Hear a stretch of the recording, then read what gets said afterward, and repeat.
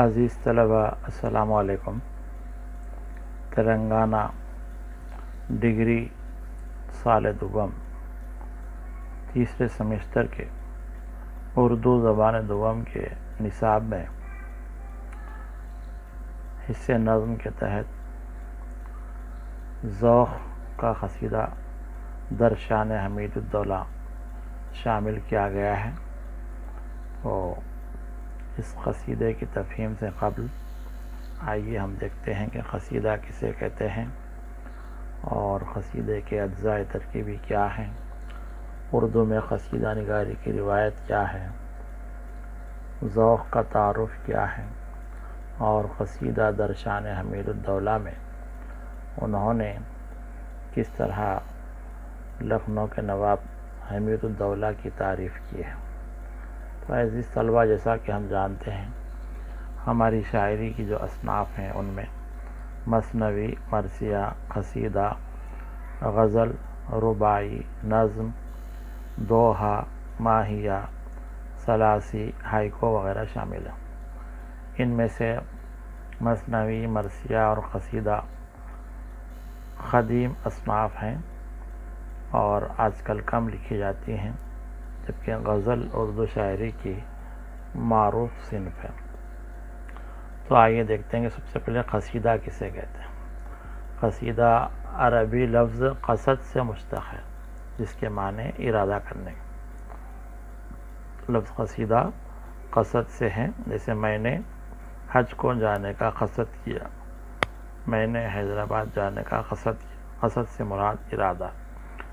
تو قصیدہ لفظ قصد سے بنا ہے، لیکن شاعری کی اصطلاح میں قصیدہ ایسی نظم کو کہتے ہیں جس میں ارادے کے ساتھ کسی کی تعریف یا حجو یعنی برائی مذمت کی جائے تو اسے قصیدہ کہتے ہیں۔ ایسی نظم جس میں ارادتاً جان بوجھ کر کسی کی تعریف کی جائے یا حجو کی جائے، جسے برائی یا مذمت کہتے ہیں، تو ایسی نظم کو قصیدہ کہتے ہیں۔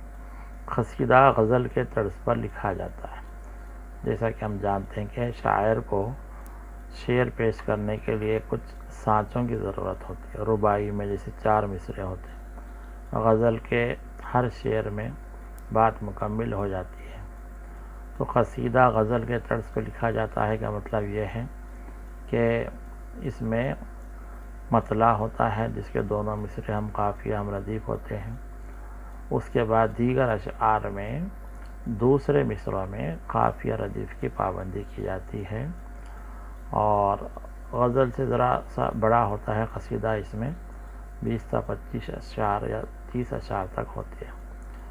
تو قصیدے کے اجزاء 4 ہیں، مطلع ہے، تشبیب ہے، گریز ہے، مدعا اور دعا۔ 4 اجزاء قصیدے کے ہیں، مطلع، تشبیب، گریز اور چوتھا جو ہے مدعا اور دعا۔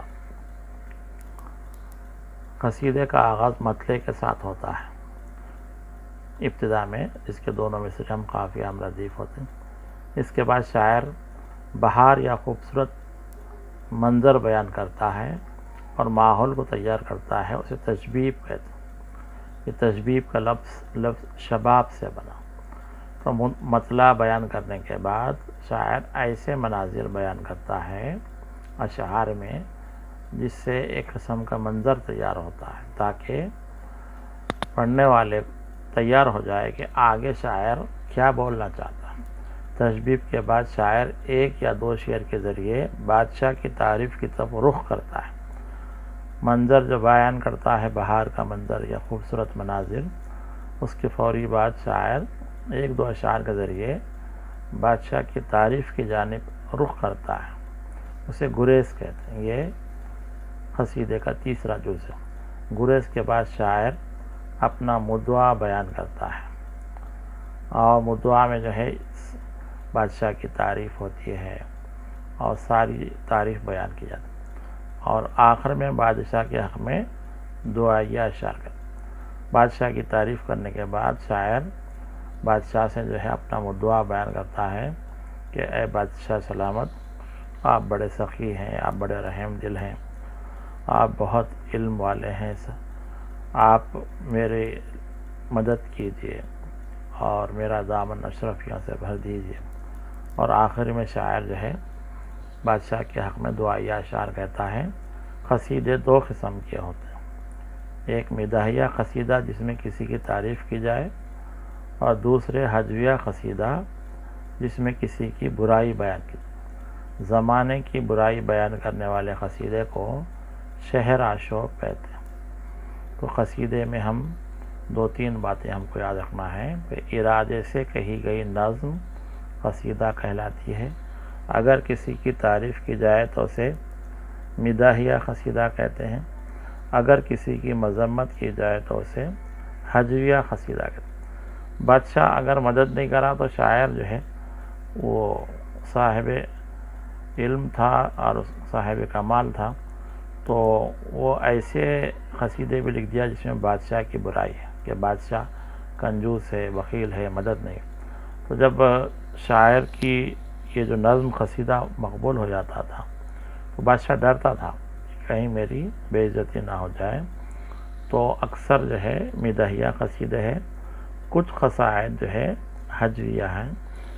اور قصیدے کی ایک قسم یہ بھی ہے کہ اگر زمانے کی برائی پر، زمانہ برا چل رہا، معاشی بدحالی ہے، بادشاہ سلامت رعایا کا خیال نہیں کر رہے ہیں، رعایا پریشان ہے، تو اس طرح کے قصیدے کو قصیدہ شہر آشوب کہتے ہیں۔ قصائد جو ہے بزرگان دین کی تعریف میں لکھے گئے ہیں اور بادشاہوں کی تعریف میں بھی لکھے گئے ہیں۔ آئیے اب دیکھتے ہیں کہ اردو قصیدے کا ارتقاء کیا ہے۔ اردو میں ابتدائی دور کے قصیدے دکن میں لکھے گئے جو مثنوی کی طرز پر ہوتے تھے اور ان میں اپنے پیر و مرشد کی تعریف بیان کی جاتی تھی۔ قصیدہ گوئی کو فروغ شمال میں ہوا اور مغلیہ سلطنت کے زوال کے بعد دہلی میں قصیدہ گوئی کو عروج حاصل ہوا۔ مرزا محمد رفیع سودا اور شیخ ابراہیم ذوق اردو کے اہم قصیدہ نگار شاعر گزرے۔ سودا کو اردو قصیدے کا نقش اول کہا جاتا، تو اردو قصائد میں مرزا محمد رفیع سودا کا نام سب سے اہم ہے۔ انہیں قصیدے کا نقاش اول کہا گیا۔ انہوں نے قصیدے کے اجزائے ترکیبی متعین کی۔ لکھنؤ کے مشہور قصیدہ کو شعراء میں منیر شکوہ آبادی، انشاءاللہ خاں انشاء، محسن کاکوروی اور امیر مینائی اہم قصیدہ گو شاعر ہیں۔ بہرحال اردو قصیدے خاص طور سے مغلیہ سلطنت کے زوال کے وقت لکھے گئے۔ بہادر شاہ ظفر وغیرہ کے زمانے میں سودا، ذوق، غالب، محسن کاکوروی وغیرہ اردو قصیدے کے مشہور شاعر گزرے ہیں۔ دہلی میں شیخ ابراہیم ذوق، مومن خان مومن، مرزا غالب اور داغ دہلوی اردو کے مشہور قصیدہ گو شاعر گزرے۔ شاہی دور اور جاگیردارانہ نظام کے خاتمے کے بعد قصیدہ گوئی کو بھی زوال آیا، چونکہ قصیدے بادشاہوں کی تعریف میں لکھے جاتے تھے، اور 1857 میں جب غدر ہوا اور ہندوستانیوں کو ناکامی ملی انگریزوں کے خلاف، تو مغلیہ سلطنت کو زوال آ گیا۔ اس کے ساتھ ہی قصیدہ گوئی کو بھی زوال آ گیا، چونکہ قصیدے انعام بادشاہوں کی تعریف میں انعام حاصل کرنے کے لکھے جاتے تھے، اور جب بادشاہ شاہی دور ختم ہو گیا تو اس صنف کو بھی زوال آ گیا۔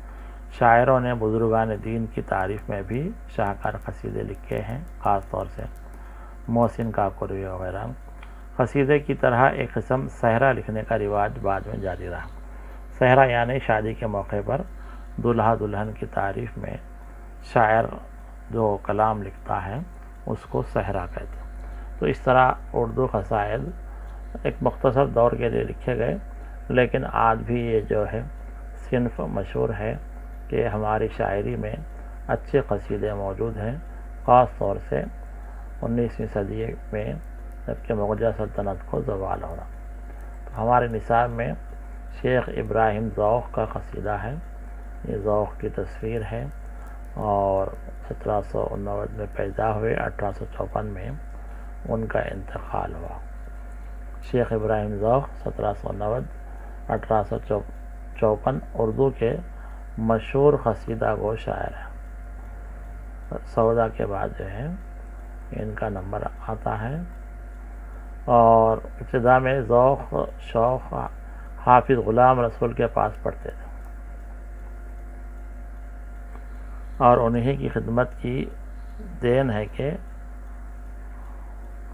ذوق کو شعر و شاعری کا شوق پیدا ہوا۔ حافظ غلام رسول ذوق نے حافظ غلام رسول شوق کو ابتدا میں چند غزلیں دکھائیں، لیکن بعد میں شاہ نصیر کی شاگردی میں چلے گئے۔ اس دور کے ایک اور مشہور شاعر ہیں شاہ نصیر، اور ان کی شاگردی میں، لیکن کسی وجہ سے شاہ صاحب کو غزلیں بتانا چھوڑ دی اور اپنی اصلاح آپ کرنے لگے۔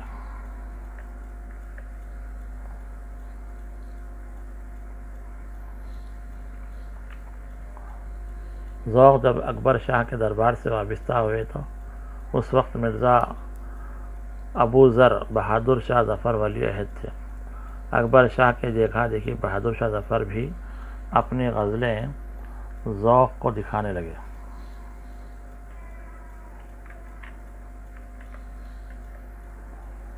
ذوق نے اکبر شاہ کی شان میں قصیدہ کہہ کر خلعت اور خاقانیہ ہند کا خطاب پایا۔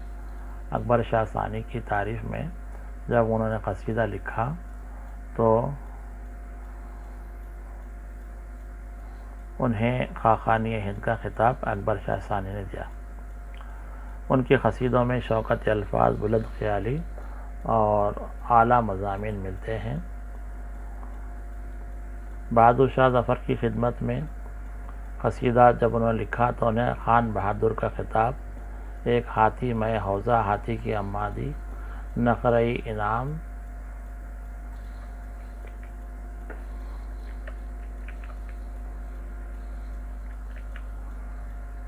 انعام دیا گیا اور استاد کہلانے لگے۔ جمعرات 24 سفر المظفر 1371 ہجری کو 17 دن بیمار رہنے کے بعد ذوق کا انتقال ہوا۔ مرنے سے 3 گھنٹے قبل انہوں نے ایک شعر کہا تھا، کہتے ہیں آج ذوق جہاں سے گزر گیا، کیا خوب آدمی تھا خدا مغفرت کرے۔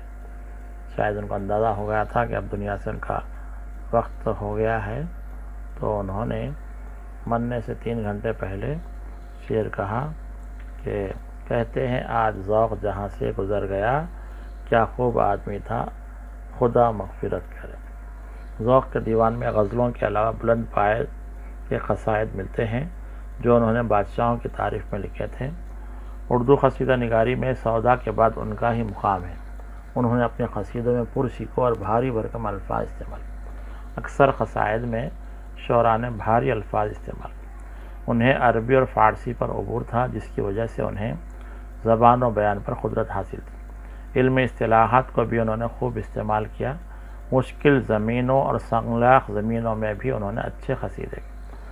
شاعری میں زمین سے مراد یہ جو ہے شاعر ایک بحر کا استعمال کرتا ہے اور جس میں قافیہ وغیرہ کا، تو اس کو زمین کہتے ہیں۔ تو شروع میں آسان بحروں میں شاعری ہوتی ہے، بعد میں مشکل زمینیں کہتے ہیں، لیکن سودا کی اس خلاقانہ صلاحیت، زور بیان اور بلند تخیل ان کے یہاں نہیں ہے۔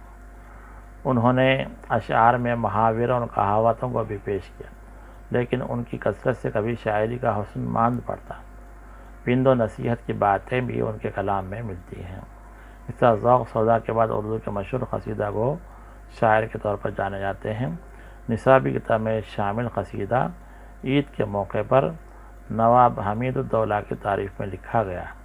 قصیدے کے آخر میں قصیدے کا جز مدعا یا حسن طلب اہم ہے۔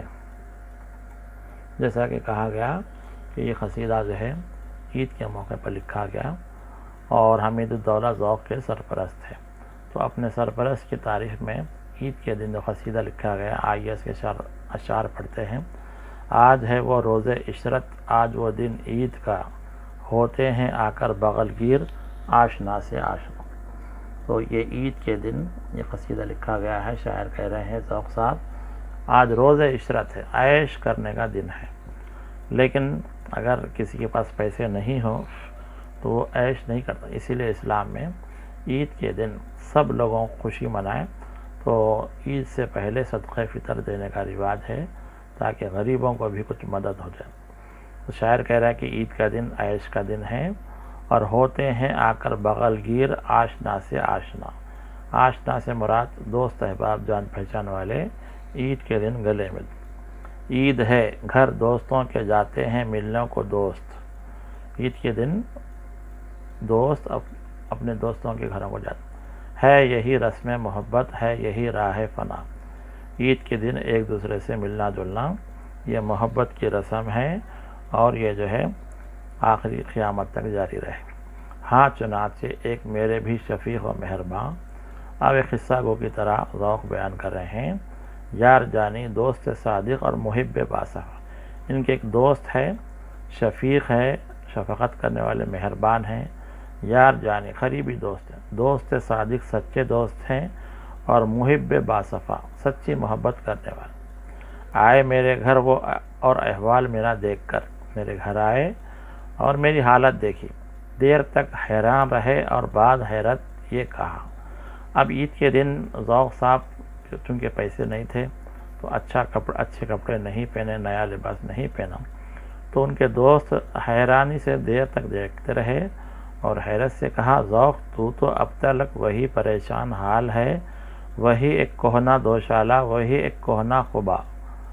اب ذوق سے کہہ رہے ہیں کہ آج بھی تم پریشان حال ہے اور تمہارے پاس وہی ایک کوہنا دوشالہ، کوہنا سے مراد پرانی، دوشالہ یعنی جو چادر اوڑھ جیسے، اور وہی ایک کوہنا خبا جو پہلے زمانے میں شاعر لوگ جبہ پہنتے تھے، تو وہ پرانے تھے کپڑے، اور عید کے دن لوگ نئے کپڑے پہنتے۔ آشنا تیرے ہزاروں اور لاکھوں تیرے دوست، ذوق کے کئی لوگ جان پہچان والے تھے اور ہزاروں دوست تھے۔ جو ملے گا تجھ کو یہ پوچھے گا تجھ سے برملا، عید کے دن اگر کوئی ملیں گے پوچھیں گے کیا حالت بنا لیے بھائی، آپ نئے کپڑے کیوں نہیں پہنے، کیا ہوا انعام تجھ کو، تو نے کیا پایا صلہ۔ لوگوں کو معلوم تھا کہ ذوق بادشاہ کے استاد ہیں اور قلعے سے تعلق ہے، اکثر بادشاہ ان کا خیال کرتا ہے۔ کیا عید کے موقع پر آپ کو انعام نہیں ملا، کیا ہوئی تنخواہ تیری، کیا تیرا منصب بڑھا، کیا عید کے دن آپ کی تنخواہ ملی اور منصب بڑھا، عہدہ بڑھا۔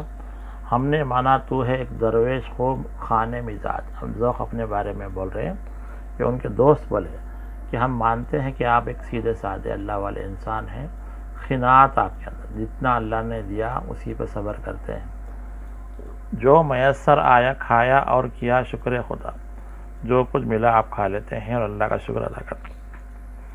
اب یہ دوست کہہ رہے ہیں جلد جا کر نواب سے احوال اپنا جا کے عرض، اور یہ جو کچھ حقیقت ہے یہ سب اس کو سناؤ کہ عید کے دن جو غربت پریشانی کی کیفیت ہے وہ آپ فوری جا کے نواب حمید الدولہ کو سنائیے، بول رہے ہیں۔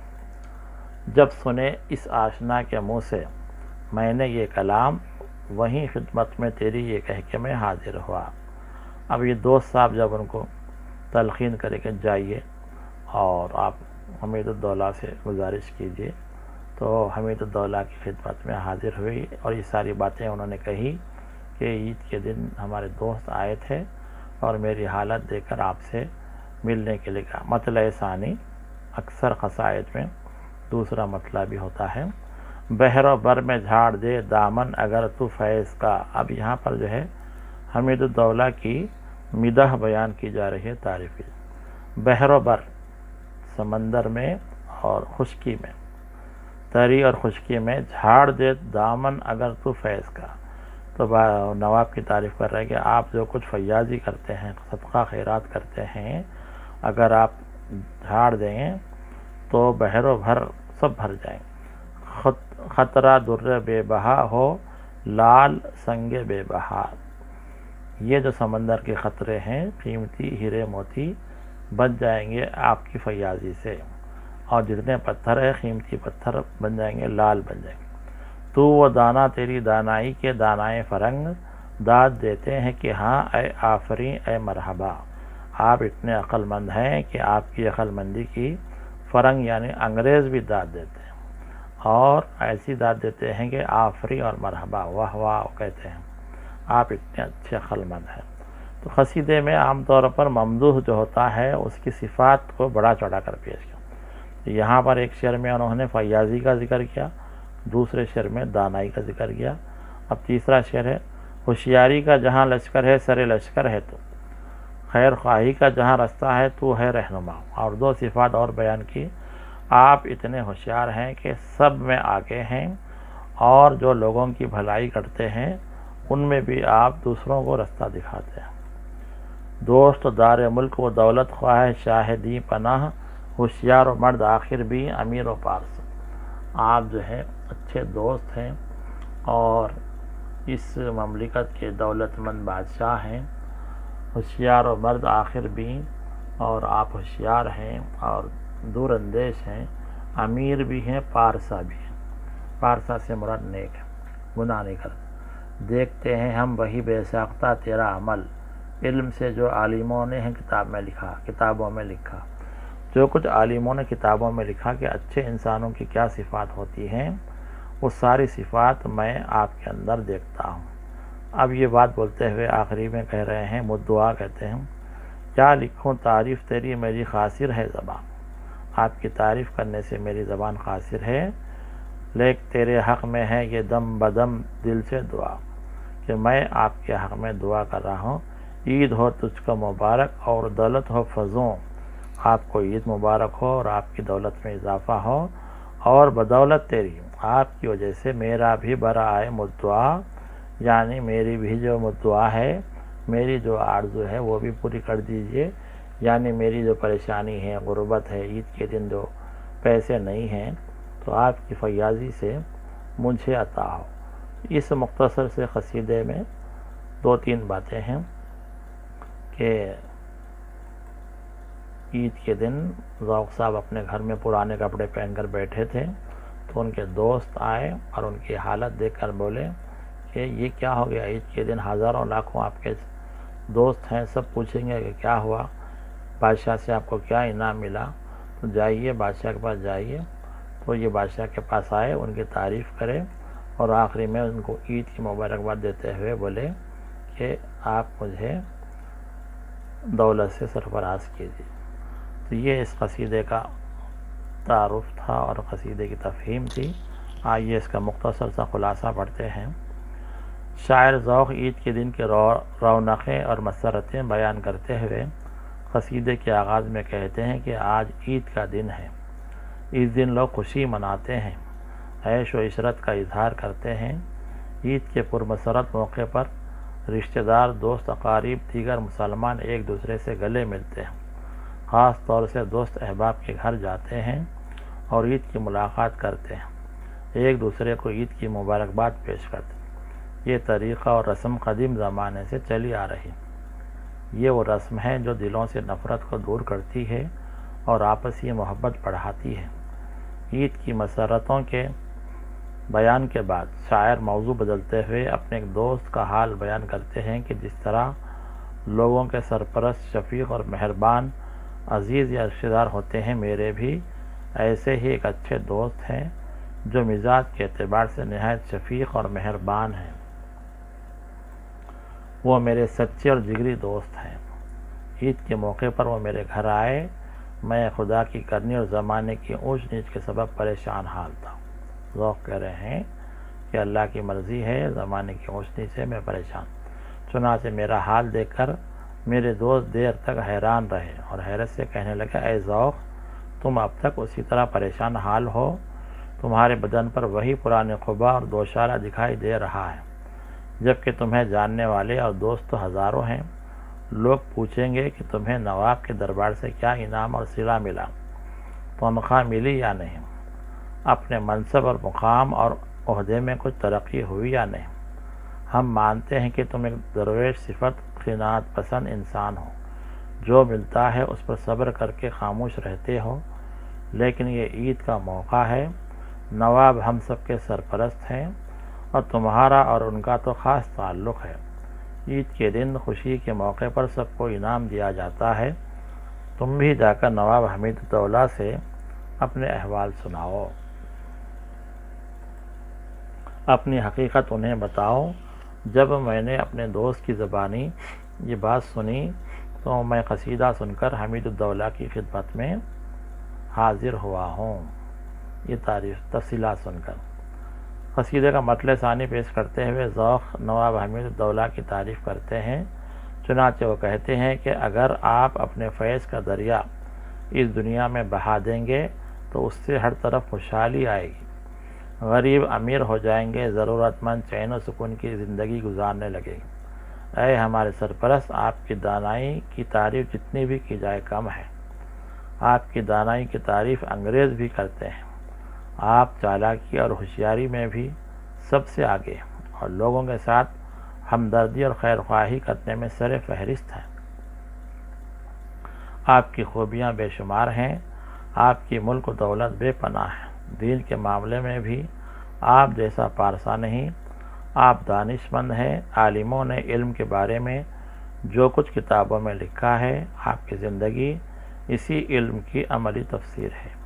آپ کی جتنی بھی تعریف کی جائے کم ہے، اور حقیقت یہ ہے کہ میری زبان اور میرا قلم آپ کی حقیقی تعریف کرنے سے قاصر ہے، لیکن میں ہر دم آپ کے حق میں دل سے یہ دعا کرتا رہتا ہوں کہ یہ عید آپ کو مبارک ہو، آپ کی خوشی اور دولت میں اضافہ ہو، اور آپ کی مہربانی سے میری برات برائے۔ میں آپ سے مدد، انعام اور صلح کا خواہش مند ہوں۔ آپ مجھے اس قدر نوازیے کہ میری زندگی کے تمام مسائل حل ہو جائیں اور میں خوشحال زندگی بسر کر سکوں۔ اس طرح قصیدے کا اختتام عمل میں آتا ہے۔ تو ہم دیکھتے ہیں کہ ذوق اپنے دوست کے کہنے پر نواب حمید الدولہ کے پاس آتے ہیں، ان کی تعریف کرتے ہیں، ان کی صفات بیان کرتے ہیں اور انہیں عید کی مبارکباد دیتے ہوئے اپنا دعا بیان کرتے ہیں کہ آپ مجھے انعام دیجیے تاکہ میری زندگی کے مسائل حل ہوں اور میں خوشحال زندگی بسر کروں۔ اب یہ قصیدے کیوں لکھے جاتے ہیں؟ یہ انسان کی فطرت ہے کہ اگر اسے کسی سے مدد طلب کرنا ہو تو سامنے والے کی تعریف کی جاتی تاکہ سامنے والا اپنی تعریف سن کر خوش ہو جائے اور بدلے میں مانگنے والے کو کچھ دولت انعام کے طور پر دے دے۔ اسی جذبے کے تحت اردو کے قصیدہ نگار شعراء نے اپنے عہد کے بادشاہوں اور نوابوں کی تعریف میں قصیدے لکھے۔ ان قصائد میں تعریف بیان کرنے کے لیے مبالغہ آرائی سے کام لیا، جھوٹی شان بھی بیان کی۔ یہ خاص بات ہے کہ بادشاہ ہر لحاظ سے تمام صفات والا نہیں ہو سکتا ہے، لیکن شاعر کو چونکہ انعام حاصل کرنا ہے اور شاعری میں جھوٹ کو جائز قرار دیا گیا ہے، لیکن ہمارے شعراء نے قصائد میں اپنے ممدوح کی بڑھ چڑھ کر تعریف، جھوٹی شان بھی بیان کی، پرشوقت الفاظ استعمال کیے گئے، بھاری بھرکم الفاظ، تشبیہوں اور محاوروں کے ذریعے بادشاہوں اور نوابوں کی تعریف کی گئی۔ بعض شعراء نے بزرگان دین کی تعریف میں بھی قصائد لکھے۔ اس طرح ذوق کا یہ قصیدہ بھی نواب کی تعریف کے لیے اہمیت رکھتا ہے۔ مرکزی خیال کیا ہے؟